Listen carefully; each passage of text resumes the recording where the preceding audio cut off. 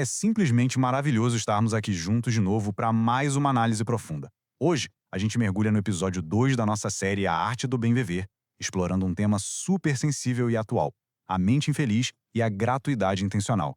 Pensa bem, a humanidade conquistou o mundo material de um jeito absurdo, né? Dominamos a engenharia, a tecnologia, acumulamos coisas incríveis. Mas, no meio desse caminho todo, parece que deixamos cair algo muito precioso: a nossa paz interna.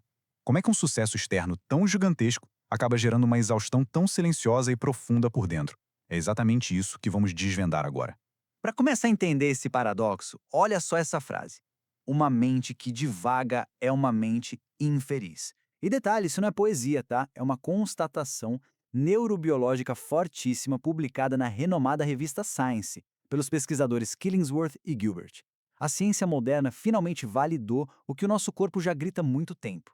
Quando a mente começa a viajar de um jeito totalmente involuntário, presa naquelas ruminações sobre o que já passou ou numa ansiedade sufocante pelo que ainda nem aconteceu, o resultado biológico direto é um estado de pura infelicidade e um cansaço mental extremo. E de onde vem essa pressão toda? O filósofo italiano Núcio Ordine diagnosticou a raiz cultural dessa exaustão de um jeito brilhante. Ele chama isso de ditadura do lucro e barbárie da utilidade.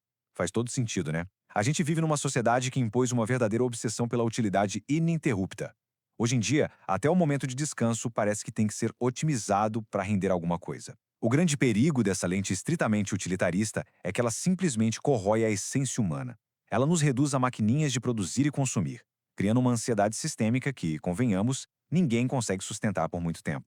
E o mais fascinante é ver como essa busca desenfreada por utilidade sequestra literalmente a nossa biologia. A gente precisa olhar para duas redes cerebrais aqui. De um lado, a DMN, a rede de modo padrão, que liga quando a gente volta a atenção para dentro. O problema é que a cobrança eterna por resultados toma conta dessa rede, aprisionando o ego num looping de ruminação e medo de não ser útil o suficiente. E do outro lado, a gente tem a ECN, a rede de controle executivo, que é a grande responsável pelo foco e pela presença. Sobre o estresse constante de ter que produzir, a hiperatividade ansiosa da DMN bloqueia a ECN, impedindo a mente de pousar no presente e roubando qualquer chance de paz de espírito.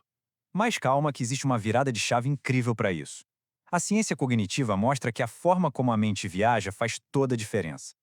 Sabe aquela divagação automática? Aquela incontrolável, movida pela pressão do dia a dia e que gera um aperto no peito? É o ego feito de refém. Por outro lado, a divagação deliberada é o que traz a verdadeira paz. Quando existe uma permissão intencional para o ócio, quando a mente pode simplesmente flutuar por escolha consciente, livre da ditadura de ser útil o tempo todo, a nossa neurobiologia se transforma. O estresse vai embora e dá espaço para uma criatividade maravilhosa e uma real soberania mental. E olha que lindo perceber que a neurociência de hoje confirma uma sabedoria que já tem milhares de anos. O conceito oriental de Nishkama Karma fala exatamente sobre cumprir o dever focando puramente na excelência e no amor pela ação, sem aquele apego doentio ao resultado, ao lucro, ao reconhecimento. Agir sem prever um ganho imediato pode até soar como uma loucura na nossa era hipermoderna, né? Mas, biologicamente falando, agir pelo simples prazer da ação corta na raiz o combustível daquela ruminação ansiosa. É o antídoto perfeito para uma mente exausta pelas cobranças do futuro. E quer saber de uma ironia simplesmente fascinante da nossa história? O famoso conhecimento inútil. As maiores revoluções de todos os tempos, tipo a mecânica quântica, não nasceram de corporações exigindo metas de curto prazo ou patentes milionárias. Nada disso. Elas brotaram da mais pura, despretensiosa e inútil curiosidade. Do estudo genuíno, sem interesse comercial. É dessa busca profunda e totalmente livre da pressão de ser imediatamente útil que nascem as coisas mais sólidas e incríveis da nossa civilização.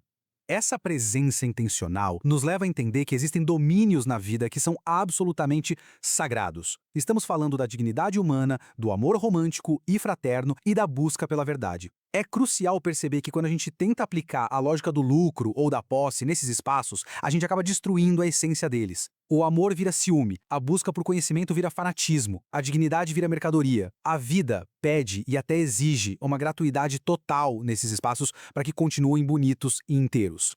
Ao abraçar essa postura mais contemplativa e livre de interesses, a gente ganha uma das coisas mais valiosas de hoje em dia, a soberania cognitiva.